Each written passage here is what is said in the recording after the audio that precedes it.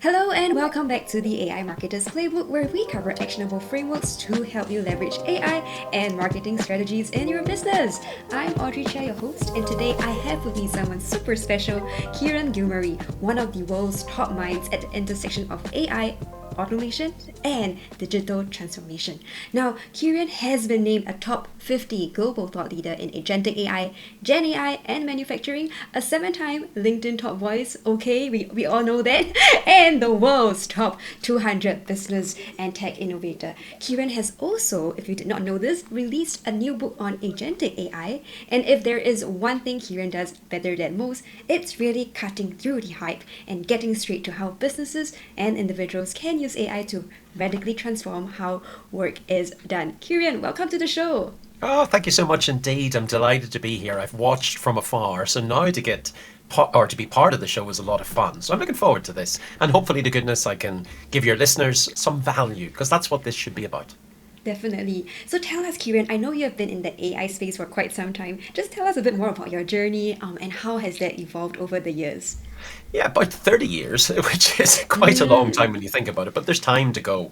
I can't imagine being in any other sector other than business technology because it changes all the time.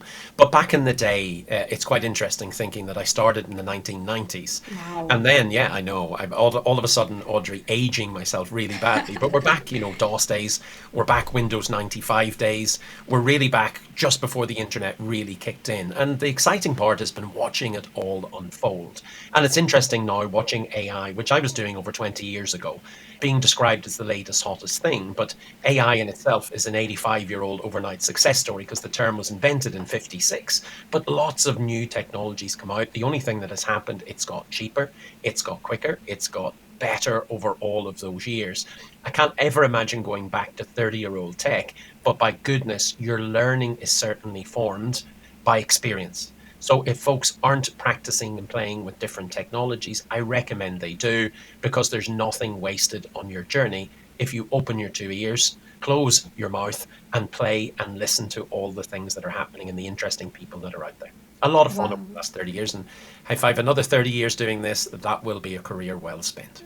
Wow, that was like a superpower for you to have all the experience. Now, what has been that, tipping point or the biggest shift you have seen? Yeah, there's been lots of different shifting points. So if I go back, Audrey, believe it or not, we now take email and texting for granted.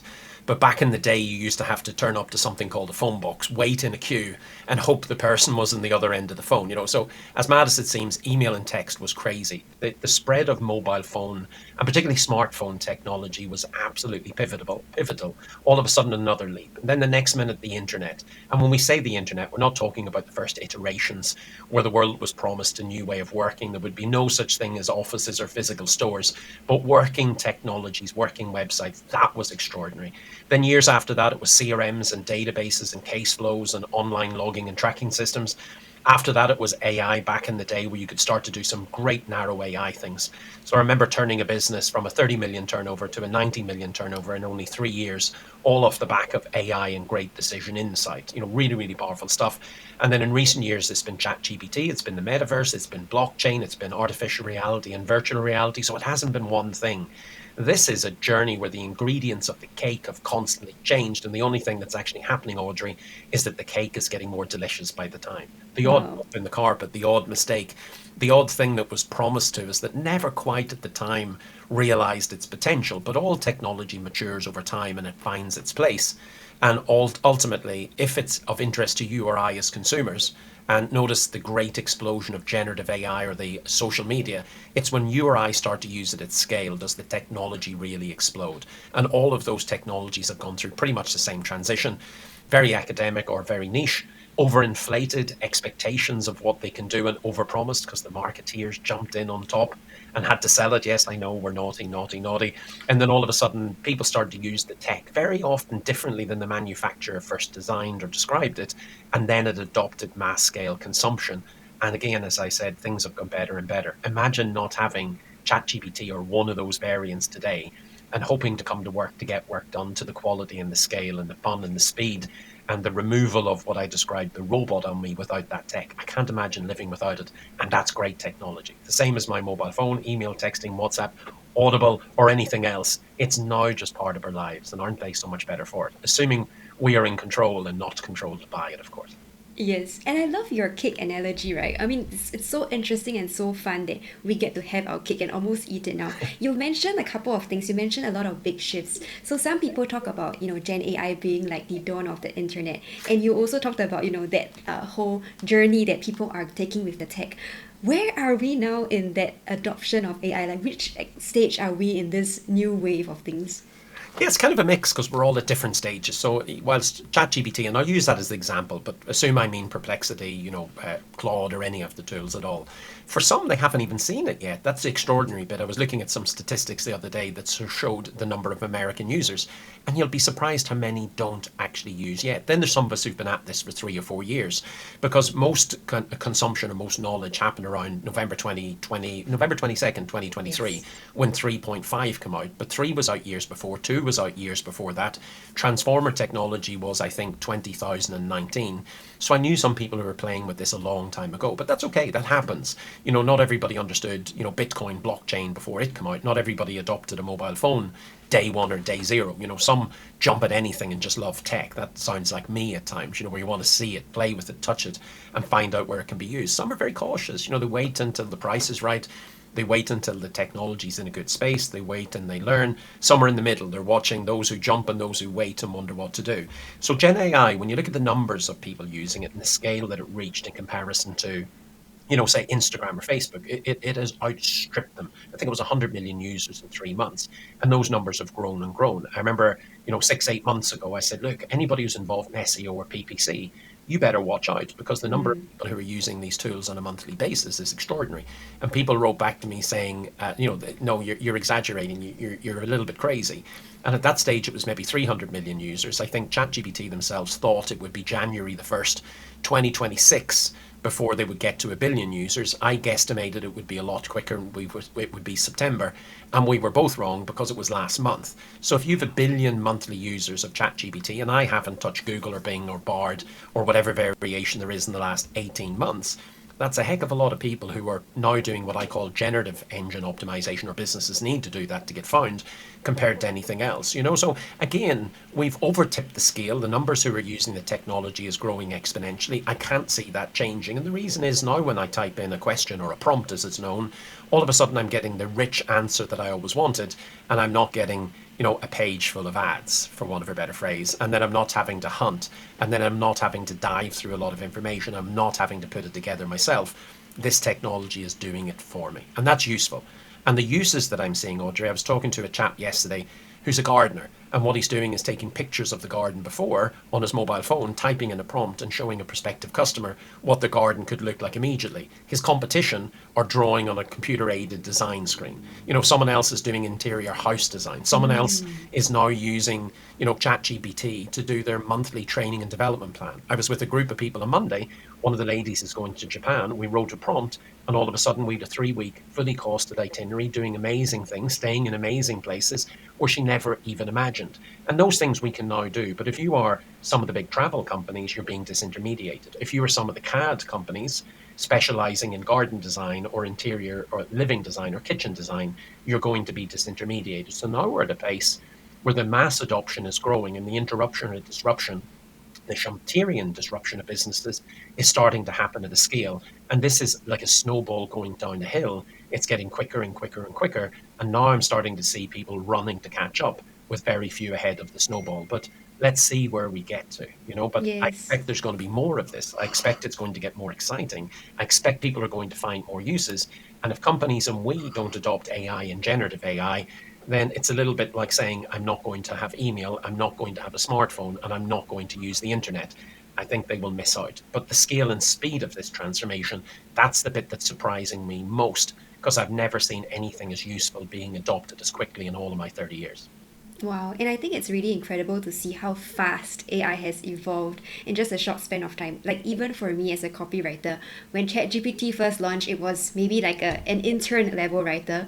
Right now, it's easily a midway to senior copywriter, and it was just in a short span of a year. The quality of output really impresses me, but also scares many of us, like what you said, because AI is coming for a lot of the more traditional jobs. And what is your perspective on that? How are people going to evolve, with this huge snowball that you just talked about? Yeah, it's interesting because I think there's two or three schools of thought. One of those who are going to fear it and are starting to panic, but not knowing what to do. There's those that, like me, if you turn around Audrey and say, Kieran, do you want to be doing what you're doing in 5 years' time? The answer is absolutely not. Bring technology on and change my role and make it easier, make it more fun so I can be freed up to do other things. And there's others in the middle who are always going to be cautious. So you end up with middle watchers, the refuseniks or gloomers, as I call them, who say the technology will not work and we shouldn't be touching it, and those who will jump at anything. I think the folks in this instance who are going to jump at it make it part of their job. So, you mentioned copywriter there, then what about a second draft of anything and everything? I notice now, if I take an example, those people who are writing email copy to do sales or marketing, statistically, proven statistic from a behavioral psychologist that I know, only 36% of us are emotionally intelligent. They've written generative AI application that retransforms our text and our emails to be more EI, more emotionally intelligent. And what they're noticing is a 20% uplift in sales, a 20% reduction in, calls coming back in and upset customers because they're getting them right the first time. So if we can add these tools into our mix in much the same way that we added the internet, email, graphics tools, or whatever else, we should be able to produce, better copy, better results, better outcomes. And my personal belief in this world, because everybody fears that technology is taking jobs, it'll take some jobs. It always has. It'll transform a lot of roles, but guess what? It always has. So today there's a lot less saddlers than there are software engineers. And in 3 and 5 years' time, there'll be an awful lot less software engineers than whatever it is we're going to have, low code tool people or whatever else. But I'm an expansionist. I believe that we can grow the pie like we always have. So we've grown the economy. It doesn't matter whether Obama worried in his exit speech that automation was going to kill jobs. It didn't matter whether Kennedy in 56, another American president, said, mainframe technology is going to destroy jobs. Great technology has expanded the market. Great technology has resulted in new and, dare I say, better roles. But so long as we capture the value ourselves and don't allow the technology to take the jobs from us.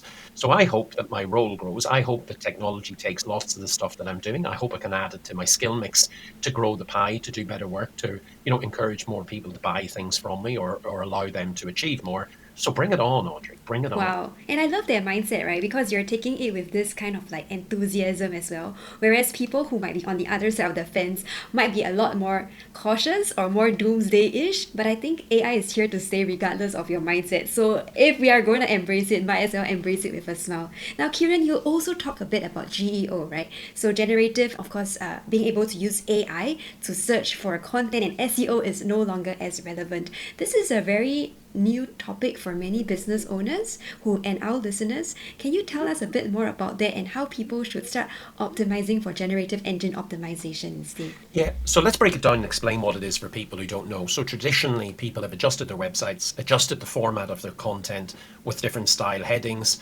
with website maps. They've done all of those things that they need to do to allow, for example, the Google search bot to happily index the website, find keyword density to allow it to put it back into its recommendation engine, so that when someone searches for, hairdresser in Belfast, then the bot should have done its job, indexed all of the websites that are around this area and presented back to those who are searching after the ads, unfortunately now, something that's highly relevant. And that's fine when we're using Google, which is the dominant search engine in Europe.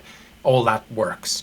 But now, if you're like me and all of a sudden I don't use Google very much anymore, I go straight to ChatGPT and I do all of my work in ChatGPT, then I'm not on Google in the first place to be presented with ads. And therefore now, that is the journey that's starting with a lot of people. So I mentioned ChatGPT alone, 1 billion people using it on a monthly basis. Well, the world's population is 8 billion. The number of people who own smartphones and computers is probably about half of that. Therefore, up to 25% of people are thereabouts, maybe a little bit lower, are now following my lead or now following that methodology. Now, these same engines, for want of a better phrase, have their own bots. And their own bots are going around scouring the internet looking for information that they can put into their websites to present it back to users. So what you now have to do is adjust, and the technical name is your robot.txt file on your server to welcome in the bots. Now you have to build the sites in a way that they search and index. So for longer articles, I would be doing, TLDRs to make the structure of the site, more available, as in addition to saying welcome. And I would build out the site that allows their bots to index. The bots index in different ways. If it's helpful afterwards, I'll share an article, not mine, by the way, it's just really useful, that I found on the internet, that talks about the technical aspects of building out your website to get found and presented on geo engines. And again, some of the less technical stuff that you and I can do for our blogs that we hope will allow us to be found on these engines as well. So there's lots of things you can do. You need to rebuild and restructure, but it doesn't mean a complete rewrite of your website. It's just being conscious. And again, going back to the most important thing, that your customers, your prospective buyers, or your viewers have particular habits. And therefore, whatever those habits are, be they, Google, Bing, or whatever else, or a ChatGPT-like engine, whatever they want, we need to present it so that we can be found by it. Yeah, absolutely. And I think that's also changing so quickly, right? But having a bit of understanding and context at least will allow you to start preparing for this new wave.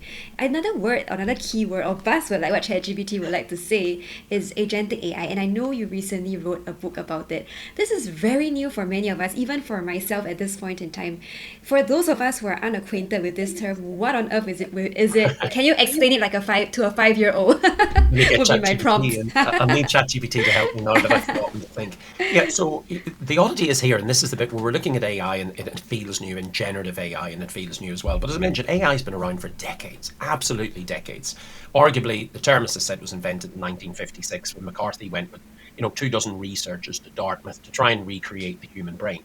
So lots of what we're seeing is the same as before. Now, GenAI, it is novel to a high degree. It's using deep learning, and deep learning was invented, pre-90s. There just wasn't the technology or the data or the processing power or cheap, accessible data possible to allow us to build out the transformer models, to allow us to get deep learning to work, to present what looks like a very intelligent answer. And as you said, Audrey, in a year things have moved. It's not going to take, another 10 years to get to ChatGPT version 10. The speed of this and the scale of it's nuts.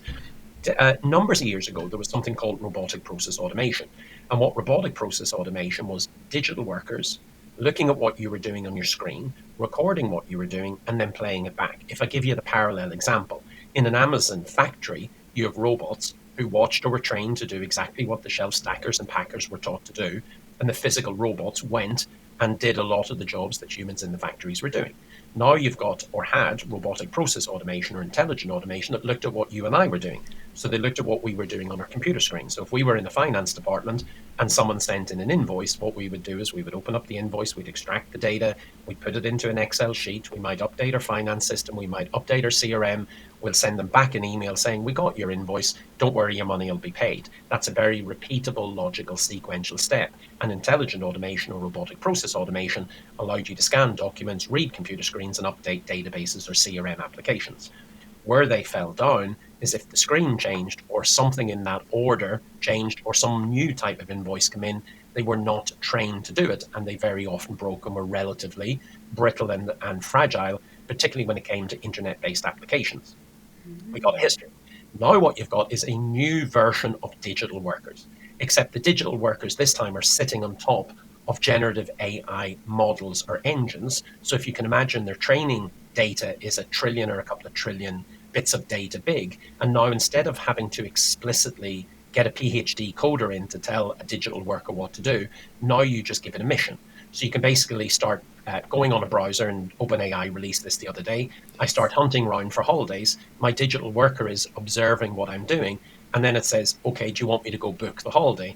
And it will go, if it's connected to your calendar, if it's connected to your bank account, which they're now opening up as connective tools or tissue in these applications, and it will go and book the holiday, book the hotel, book the flights, book the taxis, book you on day trips, and go and do all of these things for you. You've just given it the mission. And the likelihood of it breaking and failing is very little. Now, you may want your digital worker to come back and seek your authorization. Otherwise, you could find yourself, doing crocodile hunting when you never wanted to do crocodile hunting.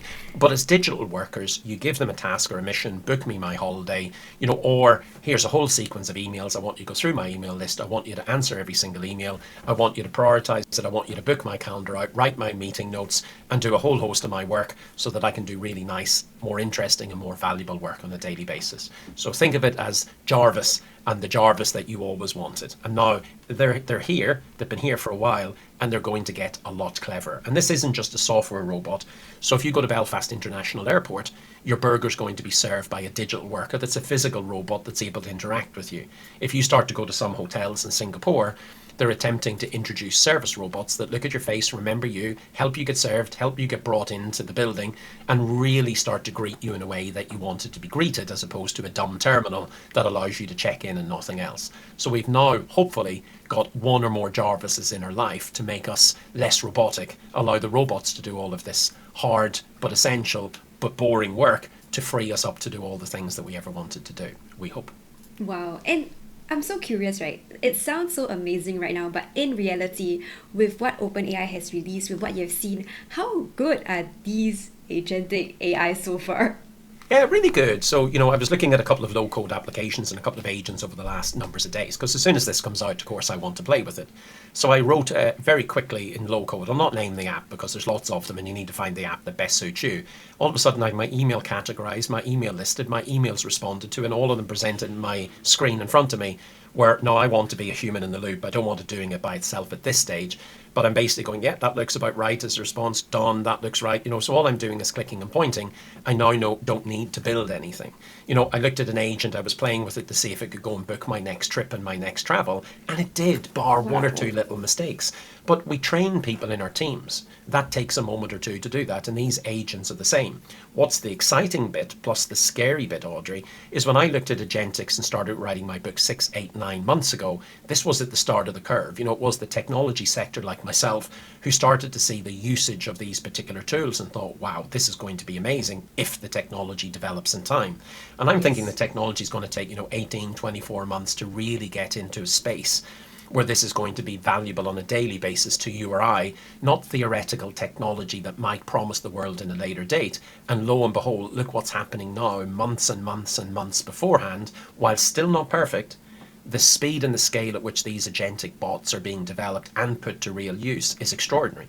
So for us in the social media space, I've looked at what I call content flywheels, where now you've got agents, if you point them to the right sources, your competitors, particular websites, blogs or whatever else, can go out and scour all that information based on criteria that you have set, bring it back. Then you can have your copywriting agents rewriting the content for all of your social media platforms. You can have your agents building, agentic videos, so you can use digital workers recorded off your own screen and voice to create digital you that can be distributed as part of this content. And then you can have other agents, your ethicist, your ethical AI bot, your responsible AI bot, checking all of the content to make sure it's secure. It's not making anything up. It's not harming anyone. It's in your pitch and tone and voice. And then you can have another set of agents that can go out and distribute all this content across all of your social media platforms. And that's not difficult. If you're meeting a particular prospect or target company, I can get agents to go out, research the market, research each of the individuals that I'm going to meet, undertaking a full disc or psychometric profile of them based on information on the internet. I can get the agents to go out and look at all the different products, their competitors, read your annual reports, find gaps in your market by reading your competitors' websites and whatever else, and then present to you on a one page, a business document that says, here's all the things that you should be saying. Here's a presentation that I've put together showing you what you need to say and what you need to do.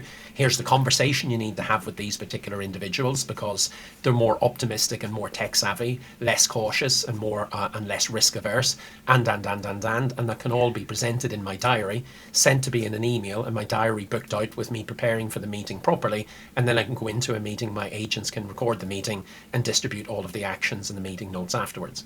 That's not tomorrow, that's today's technology. Wow. Super powerful. You also mentioned like your agents being, I see them almost like teammates with different functions, right? So how do they interact with each other, and can they at this point in time, and how does it work in a simple term? Yeah, it's interesting because what you're talking about there is as opposed to single tasks. So at the moment when people got ChatGPT, they typed one task prompt. There's rewrite my email, rewrite this article, find me some information on the internet. What you can do is put multiple agents together. And to your point, exactly that. Consider them as additional work colleagues. And it's not just that you or I can engage with our own Jarvis or sets of Jarvises, but the robots can start to then engage with each other and then start to hand off tasks. Now, that seems a little bit far-fetched, but think about it. Very often we work with other people in our work. We need to do a particular piece of work. We are, for example, researchers. The researchers then take the information, hand it across, for example, to copywriters or analysts. Those copywriters or analysts might hand it across to proofreaders or ethicists.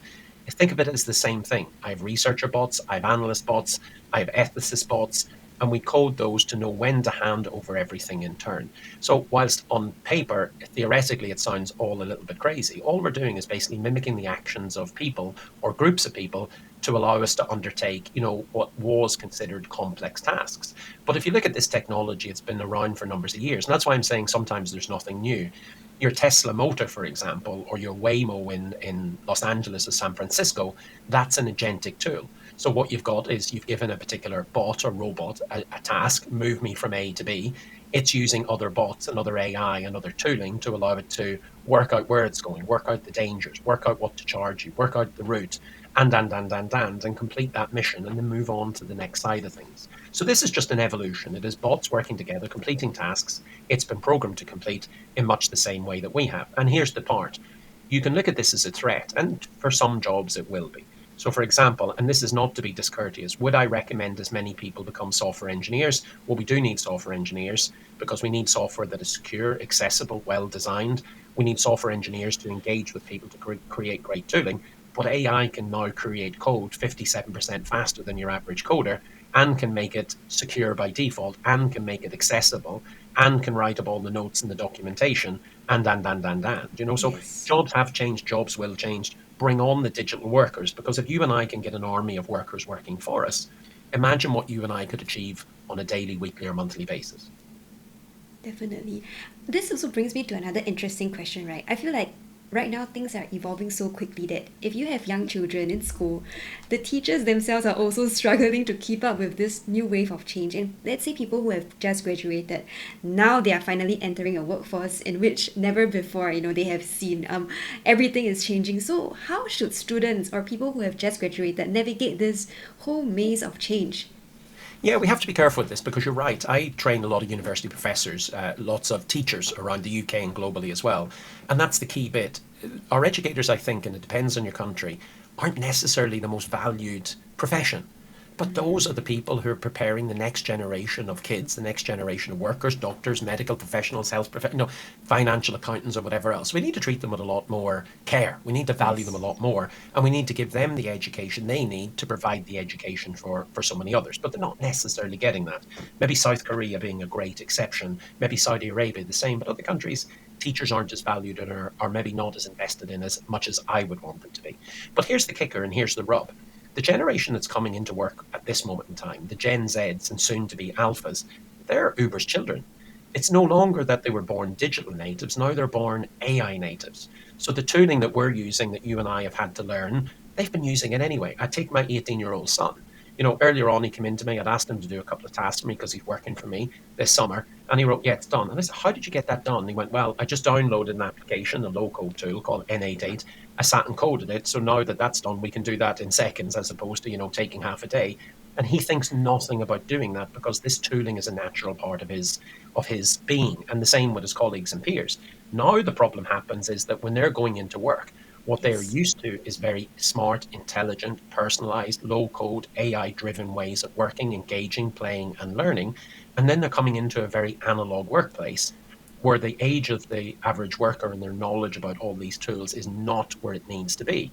And for example, I was in Lisbon's top business school 8 months ago. I had a bunch of CHROs from the best companies in the country talking to the students about all the things that they would offer and everything else. I met the students at half time because that was my role, my chairing, my mission. And I said, you must be excited by what you heard. And they says, no, we'll not work for any of these businesses. We're using this and that and the other tool on a daily basis. It's making us more productive, more creative. that feels like that's going back to the dark ages. We're never going to work for these companies. And you're going, Wow. oh my goodness, we are in a place of what I call digital Darwinism. If you don't adopt these tools, you're not going to survive as a company. If you don't have these tools, you're not going to keep your workforce and you're not going to attract your workforce. But the key thing here, Audrey, is not about hiring a group of Gen Zs or soon to be alphas and believing they will fix your business. The real question, and I'm seeing this across every country because I work internationally across every sector, because I work across every sector, is how do you bring every generation of the workforce into this AI and digital way of being, helping them give them the knowledge and the tools and the skills that they need to navigate an increasingly AI and digital world, to allow them to produce products and services and deliver in a way that this current new generation expect, and you and I, who are increasingly sophisticated users of all this technology, want and need and know is possible. So the real challenge is educating the educators and getting every generation and every business ready for what is a snowball that is just getting bigger and quicker and quicker. And we need to do that now. And that involves everyone at every level. Schools, certainly, businesses, absolutely, and government organizations and government groups to encourage people and encourage their learning with these technologies. Otherwise, the person themselves won't be as employable, the business will not be as competitive, and the country itself will fall further behind. Because when I look around the globe and I work with lots of governments, when I see some of these countries that are embracing this technology, they're already years ahead, not months ahead. And that gap is only getting wider on a daily basis at each of those levels. Yeah, and it's very interesting that you mentioned that the workforce or the companies need to be the one that's being prepared for the new generation instead of the new generation preparing themselves for the workforce. And that was a very interesting perspective. But for companies that say that have existed for a long time, let's say a brick and mortar store, right? And now there's AI, and they're thinking, okay, I need to adopt it, but I don't know how. How do they even begin as an organization? Is it a top-down thing, bottom-up approach? Where do they start? Yeah, I've tried both now, to be honest, and the bottom up is really, really hard. Why I say it's really hard is that to get attention inside a company, you need to be very successful. And let's be honest, the bigger organization, you need to be quite political. And therefore, pushing from the bottom up, there's a lot of weight coming down. If this becomes a top 5 executive or board agenda item, which it should be, must be, needs to be, can't not be, then all of a sudden you've got the team that make the decisions, you've got the team that everybody is watching, you've got the team that can remove blocks and provide the funding to make this work. Yes. So top down, but I don't mean you're the chief financial officer, the CEO, and you throw it across to your IT team and say, look, I want you, IT manager, to digitally transform and make my business AI intelligent. It's not that. You need a business strategy, people strategy, and a digital strategy, which includes AI, combined together like a 3-legged stool, all working in sync to allow you to create a business that is intelligent and digitally driven, but of people at its core. And therefore, top down with budget and ownership, that is much more effective than anything else. And that starts with the education of the board and the executive team to understand the art of the possible, but also the art of the practical. And it involves everyone getting involved, because I've seen too many companies doing AI pilots. They call it proofs of concept. I call them proofs of cost. Yeah. And something that is never going to make it into the real world. And the danger is not only lost money, but wasted time when your competitors are moving beyond, and then the loss of faith of your staff. And by that, I mean, I know one company that did 223 GenAI pilots. They're a global company. When I asked the CTO how many of those are going to go live, she said none and smiled. And I went, my goodness. Now they're multi-billion, asked why, and says, look, nobody wants to get left behind. So everybody's trying everything, but nobody is doing the basics, which is, look, this is great technology, but if everything looks like if you have a hammer, everything looks like a nail, it doesn't mean it's right for every single moment. There needs to be a business case behind it. It needs to grow revenue, reduce operational cost, improve staff or customer experience, improve your operational risk stance, or something that is, P&L tangible. Yes. Otherwise, you're going to spend a lot of money and a lot of time doing stuff. And as interesting as stuff is, stuff always gets called out and is never funded. This technology is really valuable. It does really work when it put into the right hands and used correctly. And that's not complicated, but you would be amazed at the number of people who get it wrong. And we're not talking about small companies. We're talking about big, small, medium, government, and everything else in between. So that education, direction, and business case piece at the top end, absolutely essential. Interesting. What kind of actionable or measurable results have you seen that your clients or the people around you have gathered because of the right use of AI? What is possible? Yeah, I'll give you an example, and let's go back 15 years, turning a very traditional insurance business that was based on inbound phone calls alone into something that was massively actionable, turning it from 30 million into 90 million by using AI and data analytics, boom, done. I look at companies and I look at individuals, even if they just use ChatGPT, all of a sudden they can get back 10 hours a week, 10 hours a week in time that they didn't have, and now they can invest that time. That's not just me seeing it. If you look at Harvard reviews, look at work that was done with Procter & Gamble by Ethan Mollick and colleagues, where they looked at pre and post, usage of any of these tools, and people were 30% more productive, 20 to 40% more innovative, and certainly more creative.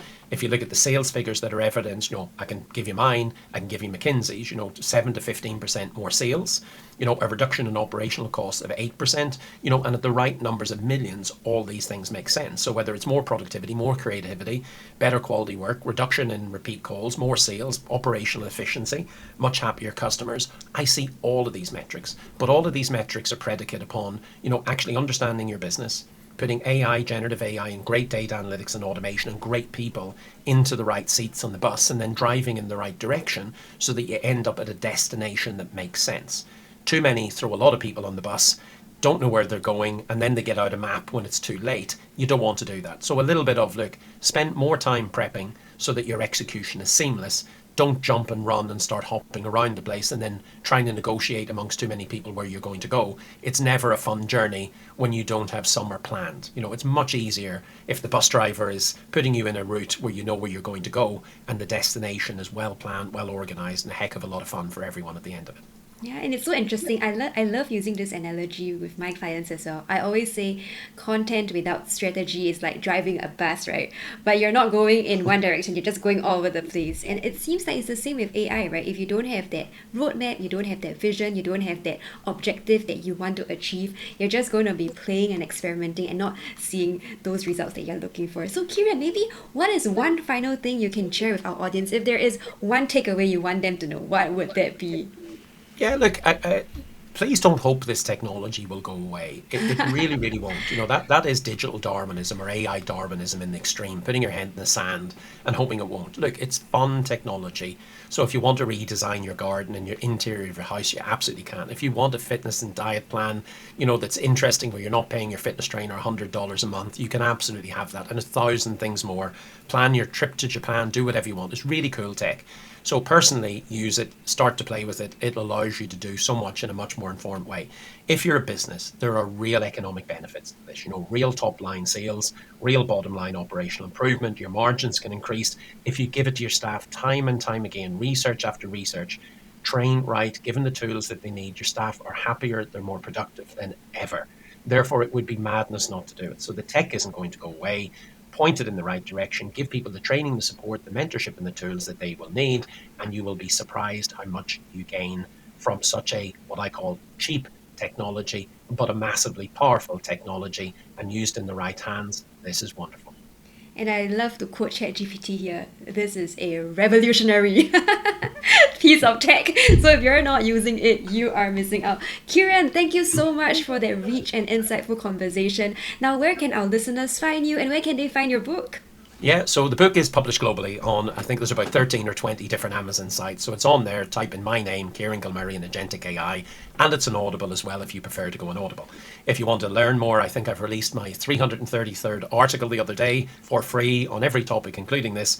That's on LinkedIn, and if you search for me on LinkedIn, there should be one or two of me, but I'm definitely there. Or if you want to go to kierangilmurray.com, I'm there, or Substack, or Medium, or I'm on most social media channels because I build it once and distribute multiple times. But I love helping people. I love sharing. I have a philosophy, Audrey, that says all boats rise on a floating tide. So you will be amazed at what I give away. The books I largely give away as well, but I put them onto Amazon. I put them onto Audible because the money that is raised from selling those support a social housing charity in Ireland.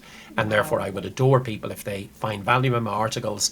I would adore if they bought the book, because not only will they be gaining very relevant knowledge that will be an absolute essential in the next couple of years, but they will be helping a gorgeous cause for an organisation that does some amazing, amazing work on a daily basis. Wow, guys, if this doesn't convince you, I don't know what will. So please check out Kieran's book and please reach out to him. Kieran, thank you again for joining us on the show. And thank you, folks, for tuning in. Don't forget to hit the bell for more actionable AI and marketing insights. We'll see you next week. Take care. Thank you very much. Good luck, everyone.